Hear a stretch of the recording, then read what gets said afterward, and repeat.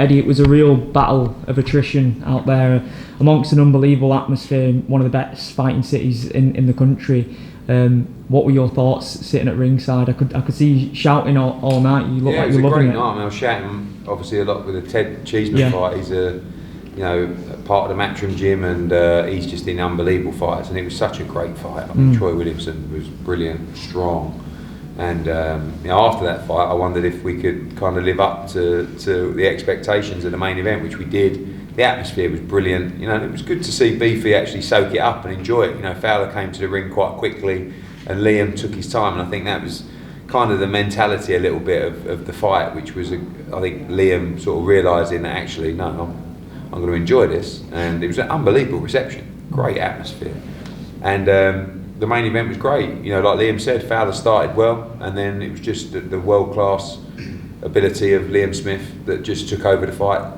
Calm as well, got the cut in the first round, never really panicked, just took his time, knew what he was going to do, knew how the fight would unfold, and the counter right hand that knocked Fowler down was an unbelievable shot. And listen, he did well to get up from that one, because that was a heavy knockdown, and from then it was only going one way. And with regards to the Jessie Vargas fight, I think when Liam lost to Kurbanov, although 99% of people thought he beat Kurbanov, I said to him, you need to get a big win, because the Jessie Vargas fight, you're coming off a loss, Vargas is coming off a loss, it's just not the fight that it could be. And I felt like if he had this fight tonight and had this profile fight and people dialed into the fight, it could give him momentum to go into a Vargas fight. Vargas has signed for that fight because he's still under contract for a fight from us from the Mikey Garcia fight, so he's ready and waiting. Liam's agreed to that fight already. We can just go straight into it, and it's just his eye, and I'd like to do that very early next year. I don't see why he should wait around and have 6 months between fights. He's actually had quite an active year with the Kurbanov fight and Fowler, and active for me. But you mentioned Liam Smith's future, but we can't ignore the heart that Anthony showed tonight in front of a real hostile crowd for himself. Where do you see him going from here? I just felt that tonight for him was a no-lose situation, because if he was to win, he'd just catapult himself to world level, and he was stuck looking for big fights at domestic level. Ted Cheeseman chose to fight his mandatory, Troy Williamson. Leheraj is tied up. Fitzgerald's not fighting at the moment, and I couldn't deliver him a big domestic fight. So I said, look, here's a massive jump up and a gamble, but if you lose, I think you'll do well enough to get the respect of people for taking the fight, and then you just come back to the level you were at anyway. And I think he should fight Leheraj.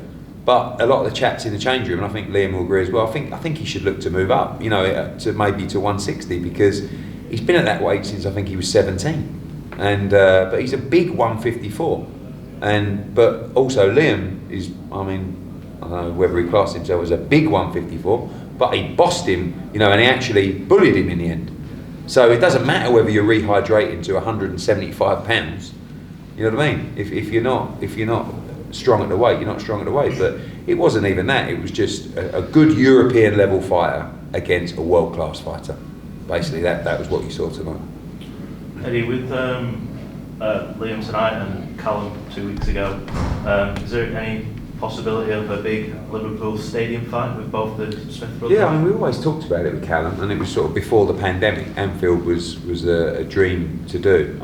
I'll be honest with you, I think we could have sold 20,000 tickets tonight. Definitely. We'd had just under the full capacity, 9,700. Mate, people were going nuts for him. People were phoning me up saying, we'll pay treble. We'll pay whatever it is, just let us know how much. I said, don't have the tickets, leave us alone. And they sold out within a couple of days, and that really surprised me, because Liverpool does do well at the gate, and you do get sellouts when Callum boxed Rocky and stuff like that. But this went really quick. So, to do Anfield, you need something major. Maybe Callum will fight Liam. Said that, Mike. Or Jake Paul. The Jake Paul fight. Eddie Magomed-Kurbanov was in the stadium tonight watching the fight. I think he was expecting to be called into the ring to speak. He came up to me, I didn't realise who he was, and Al Siesta was there, and he went, hey, did you call my name? And I thought, who's that? He had a hat on, no disrespect, but I didn't know. Absolutely. Look, Liam will choose his fights with us, but I've got no interest in that fight at all. Yeah, I know what I said that he messaged me beforehand saying I've come to your house now, and I just told him where to go, to be honest with you. I said, yeah, you've come to Liverpool to watch. Should have been you in the opposite corner. See you later. Like that ship's sailed, it's gone now. That's out my system, and you know what, it's like, unless they made me a very, very good offer, but then how can they make me a good offer, because I'll never go near Russia ever again. So I just think that. But we actually, that was a fight that we spoke to MTK about originally, which was we'd be interested in doing a Kerbenov fight back, and they just said, look, we ain't coming. They wouldn't even entertain it. I don't even think we got to an offer. He just said to us he'd be willing to come here. I bet he would now. Yeah, but also he can't get a fight. He's had that fight and they ain't fought since, has he? I mean, you know, so. But no, I think Liam showed tonight. That's why I said that kind of fight's important, because that's watched all around the world by people going, wow, Liam Smith, he's a draw, you know, and look at that stadium, and you know, I just think the Vargas fight is the fight, you know. Would you bring that here again? Could do it here. You know, Cannon needs to fight. You know, Paul might even make a comeback. You never know. And Swift, the upper cruiser.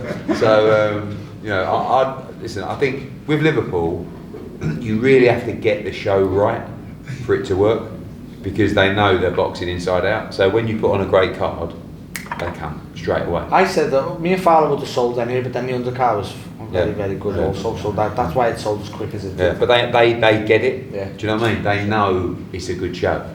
I've put shows on here before that I knew hand on heart weren't great, and they didn't sell. Where does that rank on the cards you've done, especially in the right up there, yeah, brilliant. Sorry, Liam, can I ask where that win ranks? I know you said that Fowler was a level below, but it was a make or break fight. Look, first, you know, like a sweet win, it's right up there obviously because of, you know, I said that it would have been very, very hard to show my face tomorrow, and you know, Eddie reminded me enough times, it ruins my legacy if I would have lost to Anthony Fowler. I've been a former world champion, you know, if I lost to Anthony Fowler, it ruins everything I've won. Now I just think, you know what, I sit back now, whatever I go on to do from now, I've gone through a stage, I've been British champion, Commonwealth champion, world champion, I've never lost to a Brit, and I probably won't lose to a Brit now, because I'm probably not going to fight one. So you know, I'm very proud of that, to be honest with you.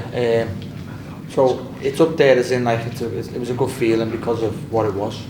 And you said earlier in the week it was a little bit personal to you. Is there newfound respect for Anthony Fowler now?